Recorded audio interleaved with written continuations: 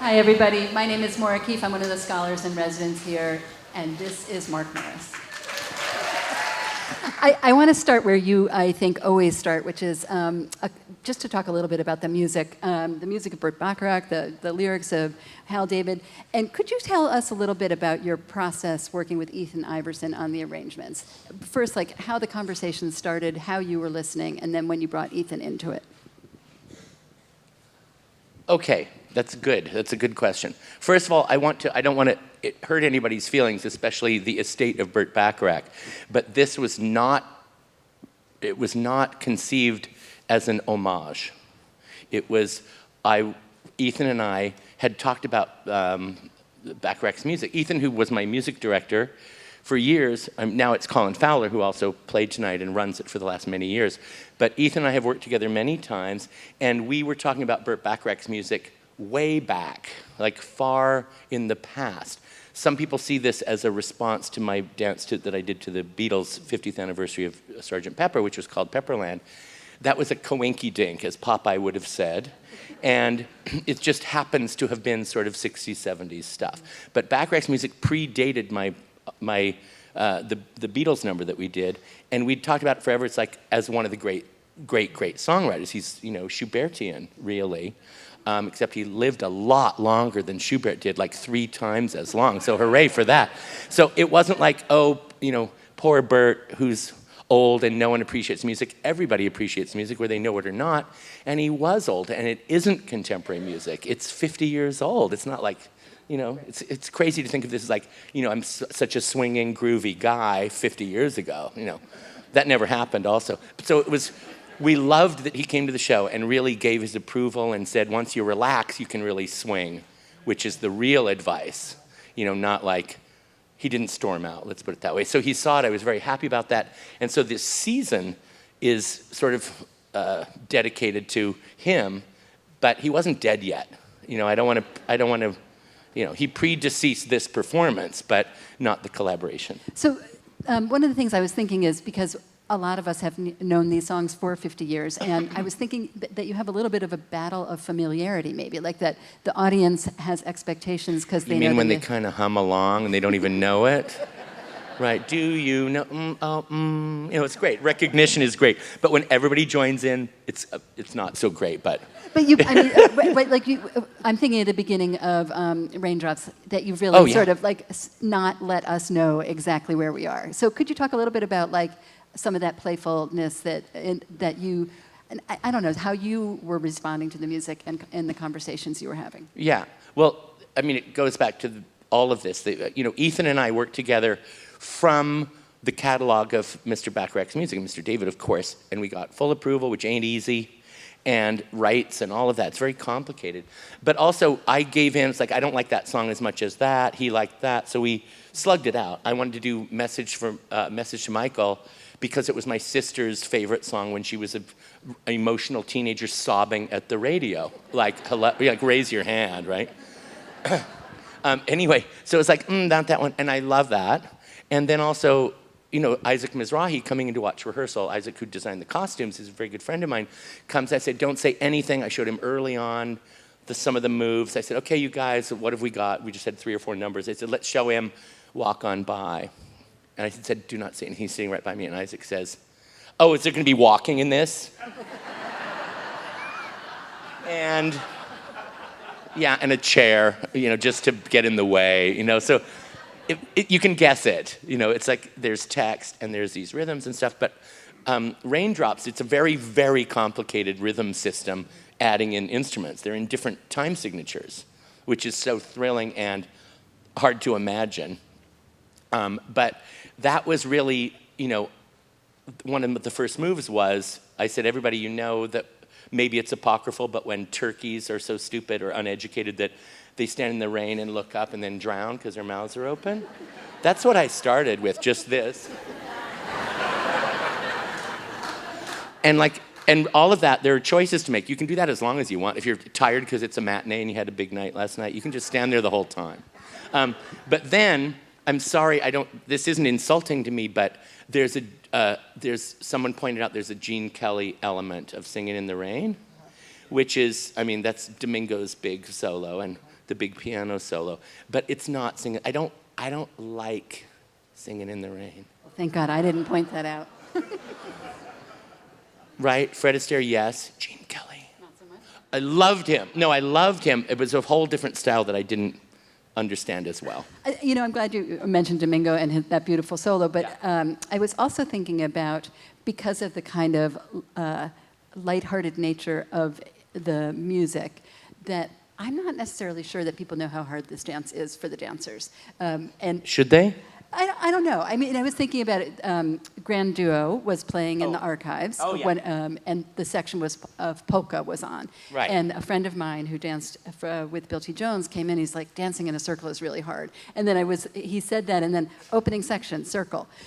But it's a 5-part circle, which is pretty much impossible. Everybody, do not try this. It's a penta. What is that? Gram or gon? One of those. A 5-sided thing. Everybody automatically, not just dancers, you divide things in half. So a 4 or a 6. Sorry, I'm getting super mathematical here, and that's not my specialty, but to make a circle of 5 and 10, it's like a full nightmare. So the chairs help, but that's the symmetries, and it's super hard, but that's, I say sometimes after a show, like, you make it look so hard. So when did Isaac Mizrahi come to you with sketches, and when did you get an idea of the color world that this dance was going to be in? From Isaac came to me about 35 years ago.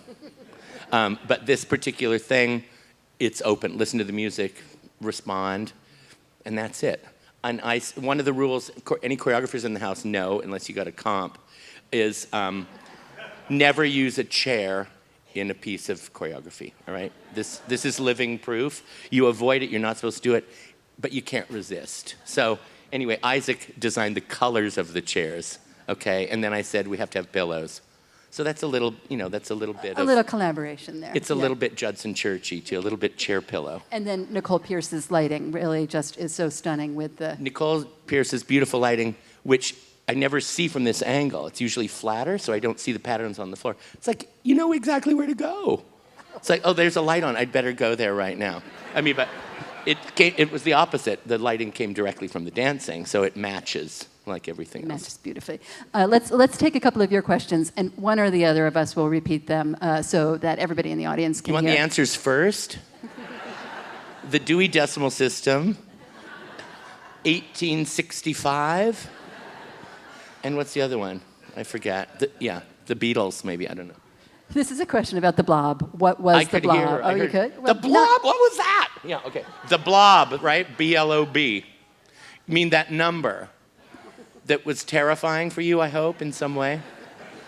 All right. I don't think that was one of Mr. Bacharach's proudest memories, but I'm not sure. Watch the movie. Go home. If you have edibles, do that.